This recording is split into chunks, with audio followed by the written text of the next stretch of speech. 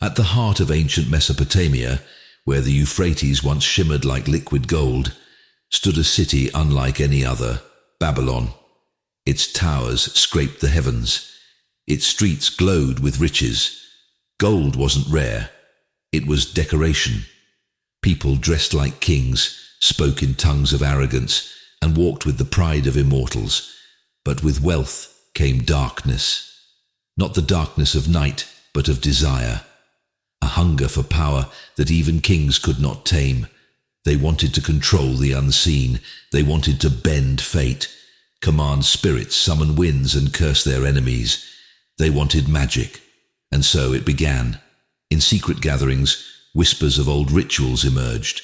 In temples buried under shadow, the people started practicing things forbidden. At first, it was small games of illusion, tricks for amusement. But soon, it turned darker.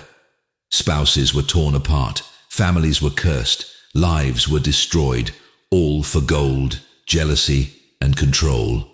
The people had crossed a line, and then Allah decided to test them, not to teach them magic, but to show them the truth and to separate those who would obey from those who would sell their souls. Two majestic figures descended.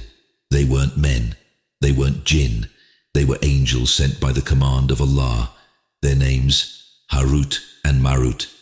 They stood in Babylon, in the heart of the corruption, not with swords, but with a message, a clear warning. We are but a test, so do not disbelieve. Surah Al-Baqarah 2:102. And yet the people came one after another. They begged, teach us, show us how to control the jinn, help us curse our enemies, bring us forbidden love, make us powerful. And every time Harut and Marut said, this is a test. If you learn this, you may fall. And if you fall, you disbelieve. But they insisted, and so the angels showed them. Not for benefit, not for magic, but to warn, to demonstrate how far evil could reach, to prove that some knowledge, if used wrongly, leads to destruction. And what did the people do? They took the knowledge, twisted it, documented it, spread it.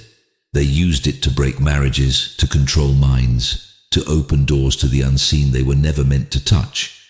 They taught no one until they said, we are only a trial, so do not disbelieve. Surah Al-Baqarah 2:102. But the people did disbelieve. They chose power over guidance, control over humility, deception over truth. They weren't tricked, they were warned, and soon Babylon became the capital of corruption, not because of its gold, not because of its size, but because of what its people did with the knowledge they were given. They traded their akhirah for this world. They forgot the day of return. Today, traces of that darkness remain. Modern magic, black rituals, sorcery. People still chase what those before them were destroyed for. But the truth stands firm. They learn what harms them and not what benefits them. And they knew well that whoever purchases it has no share in the hereafter. Surah Al-Baqarah 2:102. So what about you? Will you chase shortcuts to power? Will you seek the unseen for control? Will you believe in signs, spells and stars? Or will you seek protection in Allah the Most High?